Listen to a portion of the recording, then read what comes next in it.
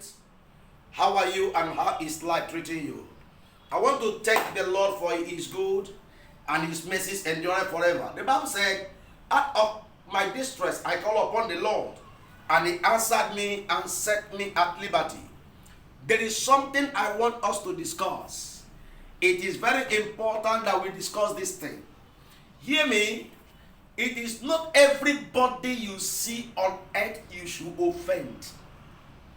Don't go out there and say, everyone is the same. Everyone is not the same.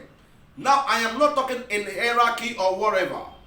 But many of us are going through troubles of life simply because we have offended people whom God has brought to us.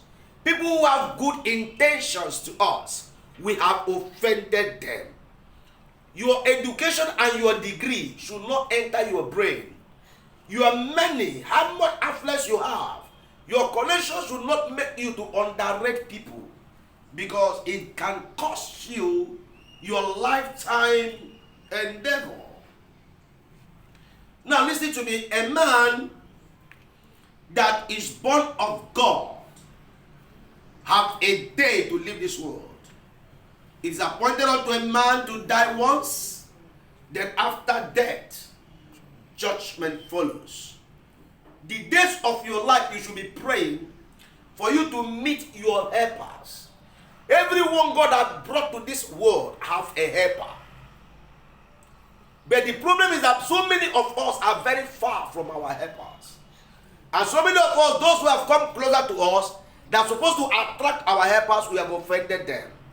It's like a woman looking for the fruit of the womb, and they have a child staying with him or her, a family staying with him or staying with him, maybe a housemaid or a housemaid.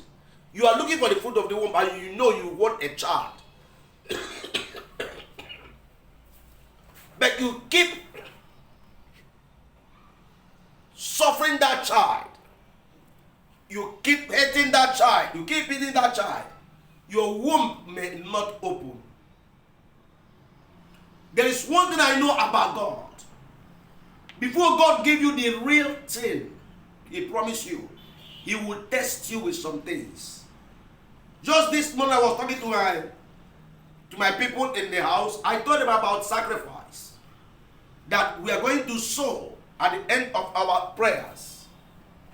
That sacrifice I told them we are going to sow might be hard to do. But how can God bless you with much when the little you have, you can't give it to God? The reason why so many of us will say we are qualified, we have labored, we have worked for God, we have done this, we have done that, it's time for God to reward us, is because, and we did not see the reward, it's simply because we are not trustworthy. We are hypocrites.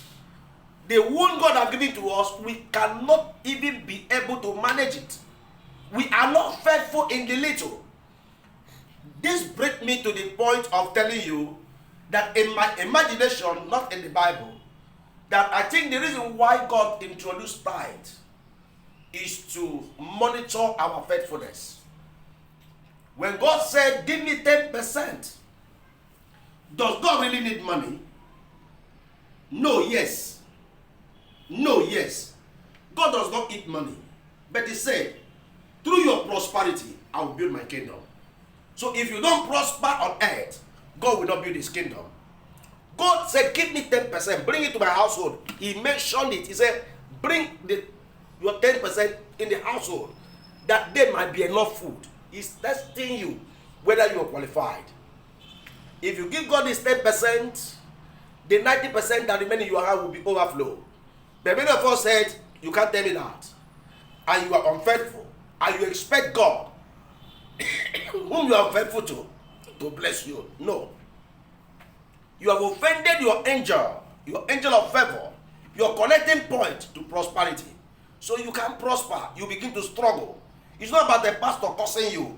It is a law that guides life. It is a law that guides life.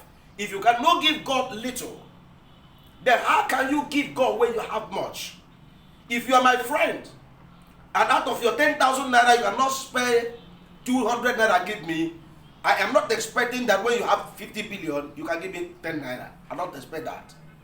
May the Lord give you understanding to know that God is not a magician. God has rules and regulations. When you meet up the rules and regulations of God, His standard, He will meet you. May the Lord never forget you. May you not miss your reward. In Jesus' name. God bless you.